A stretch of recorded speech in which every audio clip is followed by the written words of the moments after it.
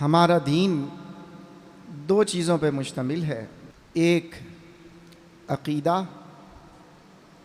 اور دوسرا عمل۔ اور عمل میں کہا گیا کہ سب سے بہترین عمل حضور علیہ الصلاۃ والسلام سے محبت کا اظہار کرنا ہے۔ اور عقیدے میں کہا گیا کہ جہاں لا الہ الا اللہ سے محبت ہے جتنی، اتنی ہی محمد الرسول اللہ صلی اللہ تعالی علیہ وسلم سے ہونی چاہیے۔ دونوں ایمان کے جز ہیں۔ لا الہ الا اللہ پر جتنا یقین ہے اتنا ہی محمد الرسول اللہ صلی اللہ تعالی علیہ وسلم پہ یقین ہونا چاہیے۔ ہاں، فرق اتنا ہے کہ لا الہ الا اللہ پر جو یقین ہے وہ یہ ہے کہ وہ ہمارا خالق، وہ ہمارا معبود، وہ ہماری ضروریات کو پورا کرنے والا، اور وہ سجدے کے لائق اور اس کے کوئی شریک نہیں۔ اور محمد الرسول اللہ صلی اللہ تعالی علیہ وسلم پر یقین کہ وہ اللہ کے رسول، اللہ کے نبی اور اللہ کی مخلوقات میں سب سے زیادہ افضل ہے، سب سے زیادہ افضل ہے۔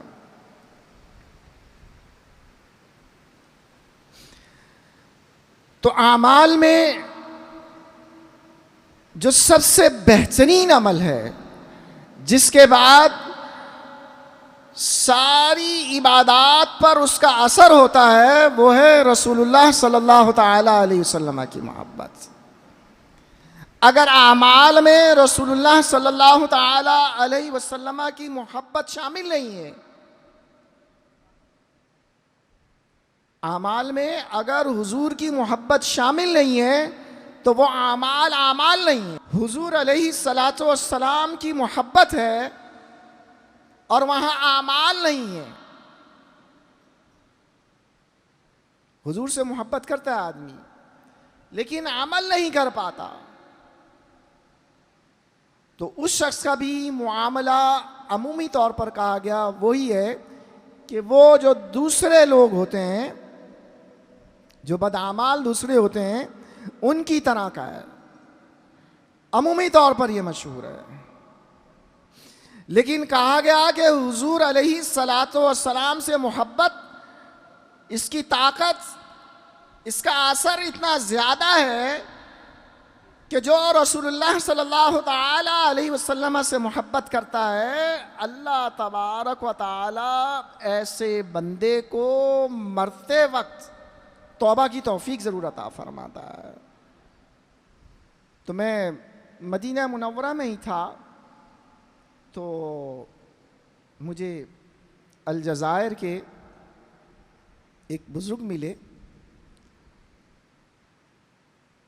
تو وہ حضور علیہ الصلاۃ والسلام سے اتنی محبت کرتے تھے کہ میں خود حیران تھا۔ وہ روزانہ ظہر کے وقت سے لے کر وہ عشاء کے بعد تک مسجد نبوی میں بیٹھے رہتے، دلائل الخیرات اور دیگر اوراد میں سب سے بڑا بھی ان کا حضور علیہ السلام پہ درود پاک پڑھنا تھا۔ یہی پڑھتے رہتے تھے۔ تو انہوں نے وہاں ذکر کیا کہ حضور علیہ الصلاۃ والسلام کی محبت اتنا زیادہ اثر اور اتنی زیادہ طاقت رکھتی ہے کہ انسان کو کیا کچھ نعمتیں عطا کرتی ہے۔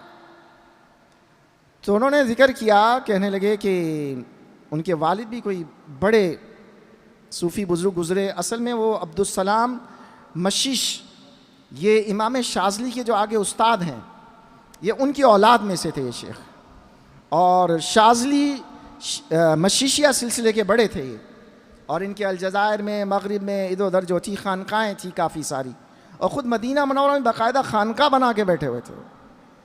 تو انہوں نے مجھے بتایا، کہنے لگے کہ میرے والد کا ایک دوست تھا اور وہ حضور علیہ الصلوۃ والسلام سے بہت محبت کرتا تھا، لیکن اس میں ایک عیب تھا، وہ شراب پیا کرتا تھا۔ کہنے میں اسے سمجھاتا تو وہ روتا بھی اور ساتھ یہ کہتا کہ دیکھنا حضور علیہ الصلوۃ والسلام کی محبت ایک دن جو ہوگا مجھے اس سے نجات دلا دے گی۔ اور کہا کہ اس کی کوئی اولاد نہیں تھی، تو وہ بیمار ہو گیا اور مرنے کے قریب آ گیا، تو آپ نے کہا کہ میں نے ایک خادم لیا اور اس کے ساتھ خدمت کی ذمہ داری لگا دی۔ کہنا ہے کہ وہ خادم ان کی خدمت کرتا رہا۔ ایک دن رات کو 11-12 بجے وہ خادم کا فون آیا اور وہ رو رہا ہے۔ بولے اتنا زیادہ وہ دیندار نہیں تھا، لیکن کیا تھا، وہ رو رہا تھا۔ تو کہنا ہے حضرت ایک بڑا عجیب و غریب واقعہ ہو گیا اور اس آدمی کا انتقال ہو گیا ہے۔ تو حضرت نے کہا کہ تم رکو، میں خود آتا ہوں، مجھے پھر ڈائریکٹ سنانا واقعہ۔ کہنے میں گیا تو اس نے مجھے روتے ہوئے سنایا کہ اس کی آخری سانسوں میں یہ حالت تھی کہ اچانک یہ بستر سے کھڑا ہوا اور ہاتھ باندھ کر ایک طرف متوجہ ہو گیا اور پڑھنے لگ گیا، الصلاۃ والسلام علیک یا رسول اللہ، الصلاۃ والسلام علیک یا حبیب اللہ۔ تو کہنا ہے کہ اس کے عمل سے ایسے ظاہر ہو رہا تھا کہ شاید اسے حضور نظر آ رہا ہے۔ تو کہنا ہے کہ خیر میں نے یہ واقعہ سنا اور واقعہ سننے کے بعد اسے نہلایا دھلایا اور اس کی تدفین کی، جس طرح عام طریقہ ہوتا ہے۔ پھر وہ اپنا واقعہ بیان کرتے ہیں کہ میں نے اس کو ہفتے کے بعد خواب میں دیکھا، اور خواب میں وہ جنت میں ٹہل رہا ہے اور مجھے دیکھتے ہوئے میرے پاس آتا ہے اور آ کر کہتا ہے کہ تمہیں پتہ ہے میں کہاں پہ ہوں؟ میں جنت میں ابو بکر و عمر کے ساتھ ہوں، جو حضور علیہ الصلوۃ والسلام کے ساتھ جنت میں ہیں۔ تمہیں میں کہا نہیں کرتا تھا کہ جس کے دل میں رسول اللہ صلی اللہ تعالی علیہ وسلم کی محبت ہے، اللہ تبارک و تعالی اسے مرتے وقت توبہ کی توفیق ضرور دیتا ہے اور حضور علیہ السلام کی زیارت بھی نصیب فرماتا ہے۔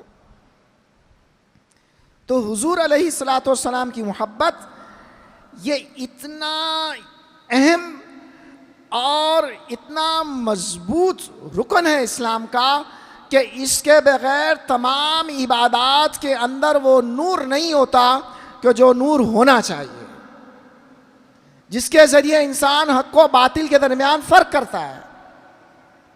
حضور کی محبت کے بغیر نہیں ہوتا۔ تو حضور علیہ الصلوۃ والسلام سے تعلق اور آپ سے محبت، آپ سے عقیدت، آپ پر کثرت کے ساتھ درود و سلام، یہ اتنی بڑی نعمت ہے، اتنی بڑی نعمت ہے کہ اللہ تبارک و تعالی اسے ہی یہ نعمت عطا کرتا ہے کہ جو اللہ تبارک و تعالی کے قریب اور حضور علیہ السلام کے قریب ہوتا ہے، اسے ہی عطا کرتا ہے۔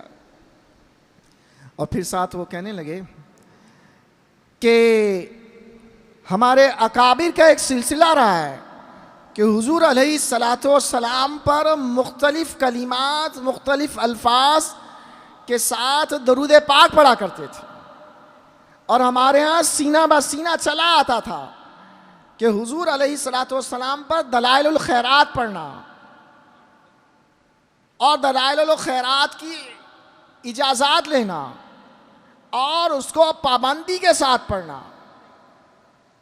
اور کہہ رہے تھے کہ دلائل الخیرات پڑھنا اللہ تعالیٰ اسے ہی نصیب کرتا ہے کہ جس کے لیے ولایت میں کوئی مقام ہوتا ہے، یہ اسے نصیب ہوتی ہے دلائل الخیرات، کہ جس کا ولایت میں کوئی مقام ہے اور وہ دلائل الخیرات پر دوام کرتا ہے، تو اللہ تبارک و تعالی اسے ولایت بھی عطا فرماتا ہے اور اسے حضور علیہ الصلوۃ والسلام کا قرب بھی نصیب فرماتا ہے اور حضور علیہ الصلوۃ والسلام کی اسے زیارت بھی نصیب فرماتا ہے۔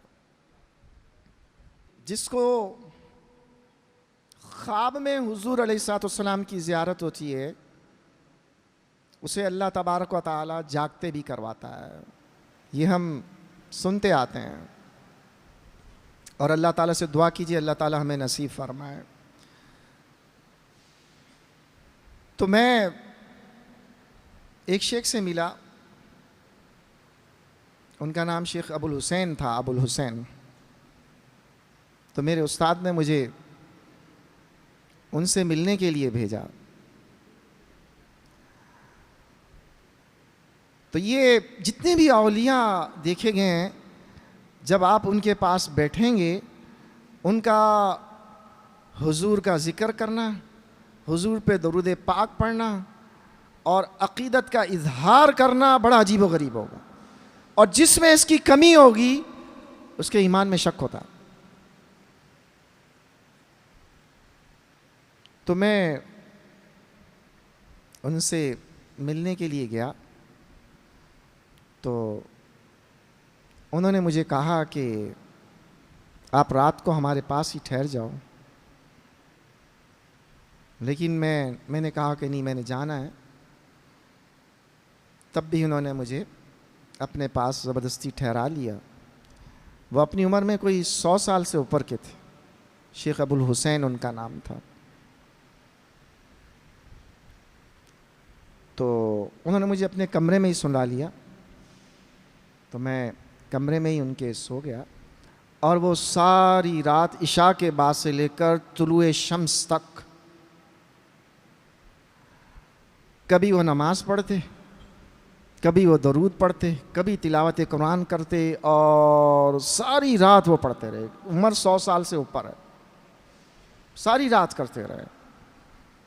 میں بڑا متاثر ہوا۔ یہ سارا واقعہ بیان کرنے کی وجہ یہ کہ یہ ہمارے استاد نے بیان کیا تھا، اور میں اسی لیے ملنے گیا تھا، کہ یہ وہ بزرگ ہیں کہ جو کثرت سے حضور علیہ السلام پہ درود پاک پڑھتے ہیں، اور ہر 5 یا 6 مہینے میں وہ مدینہ ضرور جاتا تھا۔ ہر 5 یا 6 مہینے اللہ تعالیٰ اسباب بناتا تھا، اور اس دفعہ ان کے لیے سبب نہیں بنا، اور جب سبب نہیں بنا تو وہ رونے لگے، اور اتنا روئے کہ انہوں نے اپنے سر پہ جب چادر لی لیٹنے کے لیے، تو کہتے ہیں کہ میں نے اپنے آپ کو دیکھا کہ میں حجرہ شریفہ میں کھڑا ہوں، اور حضور علیہ السلام وہاں پہ تشریف فرما ہیں، اور انہیں بلواتے ہیں، اور بلوا کر کہتے ہیں اے ابو الحسین، تم سمجھتے ہو تم ہم سے دور ہو، تم دیکھو ہمارے کتنے قریب ہو۔ اور حضور نے انہیں اپنے سینے کے ساتھ لگا لیا، اور وہ فرماتے ہیں کہ میں اتنی دیر تک حضور کے سینے کے ساتھ لگا رہا جب تک کہ حضور نے چاہا، کہ حتیٰ کہ میرے سر سے چادر گری، میں دوبارہ اپنے کمرے میں موجود تھا۔